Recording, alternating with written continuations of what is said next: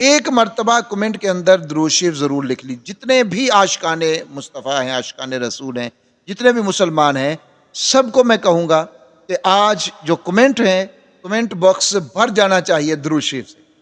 اتنا درود شریف لکھیے، اتنا درود شریف لکھیے کہ ہمارا کمنٹ باکس جو ہے وہ درود شریف سے ہزاروں کی تعداد میں جائے. اور لکھنا ہے، کاپی نہیں کرنا، کاپی پیسٹ نہیں کرنا، لکھنا ہے. بسم اللہ الرحمن الرحیم. السلام علیکم ورحمۃ اللہ وبرکاتہ.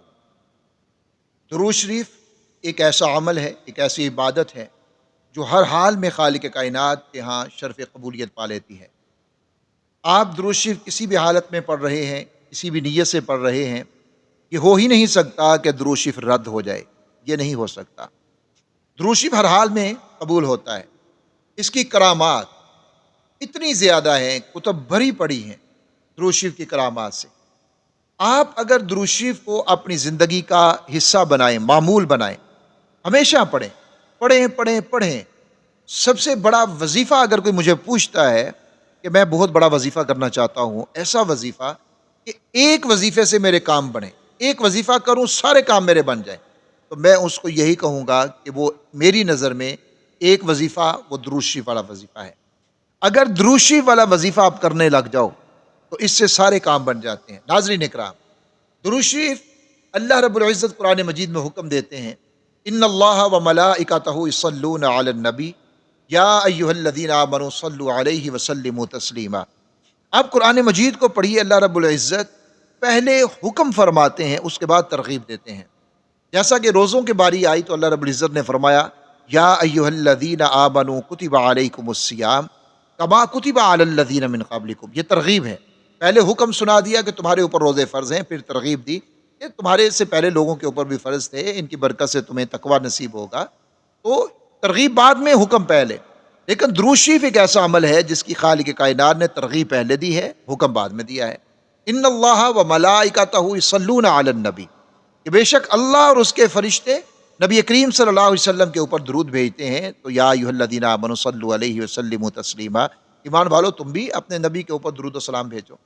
یہ ایک ایسی بڑی عبادت ہے جس کی اللہ رب العزت نے ترغیب پہلے دی، حکم اس کا بعد کے اندر دیا ہے.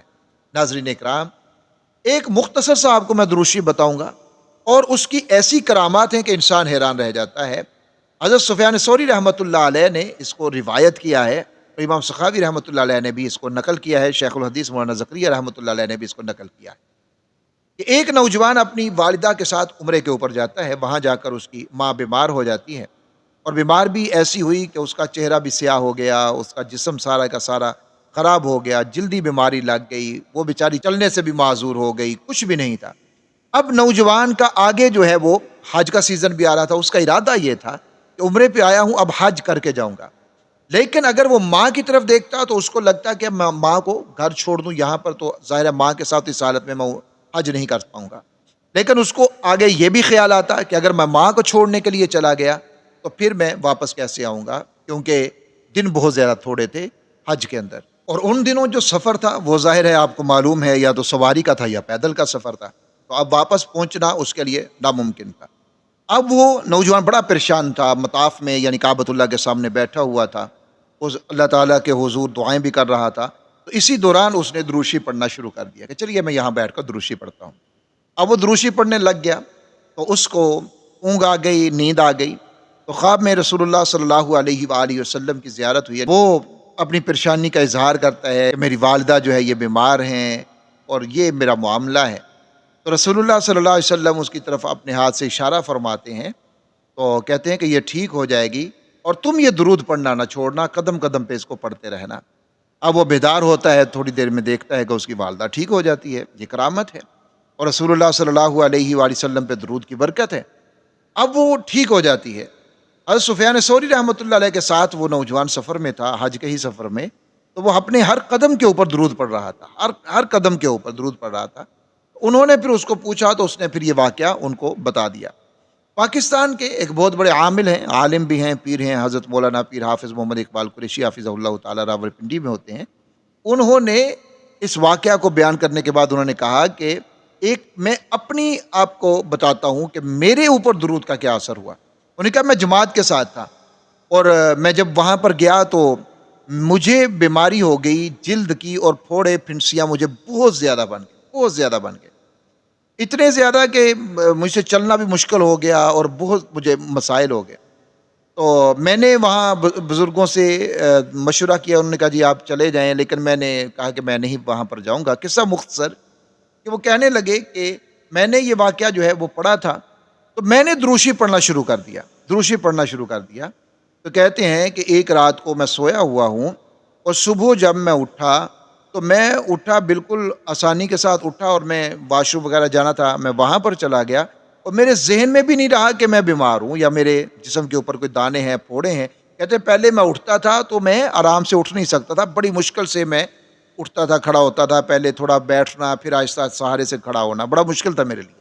لیکن اس صبح کو جب میں اٹھا تو میں اٹھا اور میں چلا گیا اٹھ کے، مجھے یاد بھی نہیں رہا کہ میرے جسم کے اوپر پھوڑے ہیں یا مجھے کوئی مسئلہ ہے۔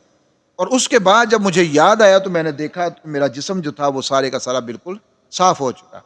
اور وہ دروشی وہ کون سا پڑھ رہے تھے؟ وہ بھی یہی دروشی، مختصر کتنا، اللہم صلی علی محمد وعلی آل محمد، بس اتنا، اللہم صلی علی محمد وعلی آل محمد۔ ناظرین اکرام، اپنی کوئی بھی آپ کی حاجت ہے، کوئی بھی ضرورت ہے، کوئی بھی جلدی بیماری ہے، کوئی بھی لا علاج مرض ہے، ڈاکٹر کہتے ہیں کہ نہیں اب کچھ نہیں بن سکتا، طبیب کہتے ہیں اب کچھ نہیں ہو سکتا، سارے لوگ جواب دیں گے، کوئی بھی کسی طرف سے کوئی بھی آسرا نہیں ہے، سہارا نہیں ہے، کوئی آپ کو تسلی نہیں دے دیں والا کہ نہیں کچھ نہیں ہوتا، آپ ٹھیک ہو جائیں گے۔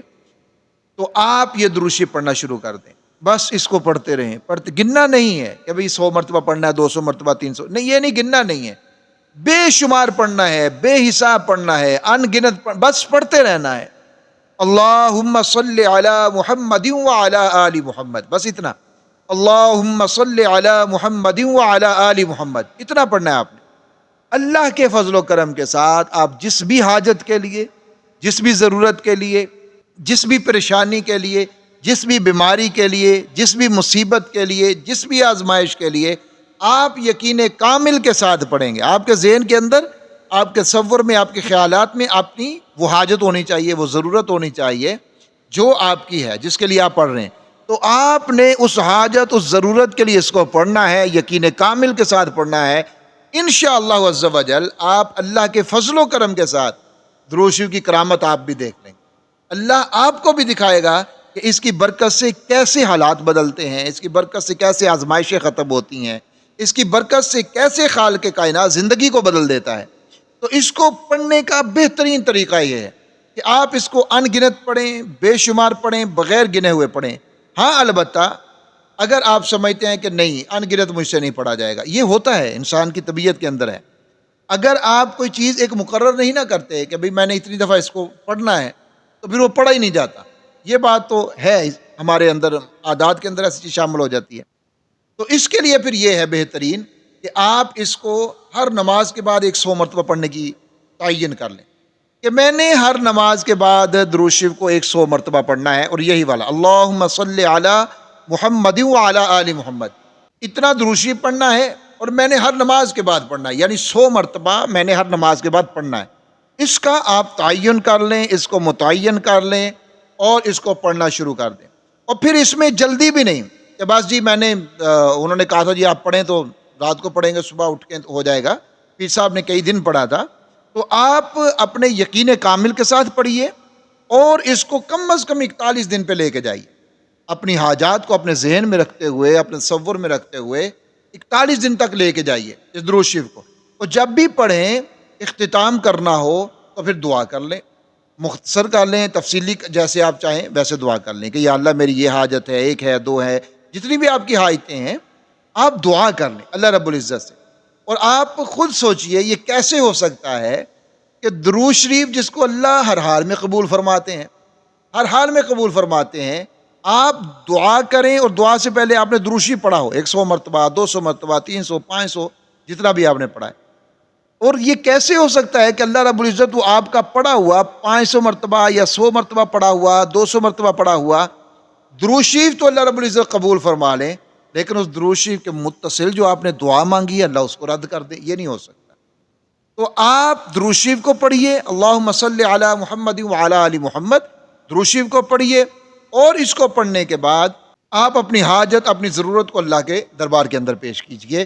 انشاءاللہ عز و جل آپ کی جو بھی حاجت ہوگی، میرا پورا یقین ہے آپ کی جو بھی حاجت ہوگی خالق کائنات اس حاجت کو ضرور پورا فرما دیں گے. اس ویڈیو کو آپ نے شیئر بھی کرنا ہے اور کمنٹ کے اندر بھی آپ نے درود شریف لکھنا ہے. ایک مرتبہ کمنٹ کے اندر درود شریف ضرور لکھ لی. جتنے بھی عاشقان مصطفیٰ ہیں، عاشقان رسول ہیں، جتنے بھی مسلمان ہیں، سب کو میں کہوں گا کہ آج جو کمنٹ ہیں، کمنٹ باکس بھر جانا چاہیے درود شریف سے. اتنا درود شریف لکھیے، اتنا درود شریف لکھیے کہ ہمارا کمنٹ باکس جو ہے وہ درود شریف سے ہزاروں کی تعداد میں جائے. اور لکھنا ہے، کاپی نہیں کرنا، کاپی پیسٹ نہیں کرنا، لکھنا ہے. اگر آپ لکھنے میں مسئلہ محسوس کرتے ہیں تو پھر آپ جو مائک ہوتا ہے کی بورڈ کا، آپ اس مائک کے اوپر بول دیں تو وہ خود بخود لکھ دے گا، تو وہ بھی لکھا جائے گا. تو بہرحال درود شریف آپ نے کمنٹ کے اندر ایک مرتبہ ضرور لکھنا ہے. اور کوئی بات لکھے نہ لکھے، درود شریف ضرور لکھیے. اللہ رب العزت ہمیں درود شریف سے محبت نصیب فرمائے اور اس کے جو فیوز برکات ہیں، جو کرامات ہیں، اللہ رب العزت ہمیں عطا فرمائے. آمین یا رب العالمین.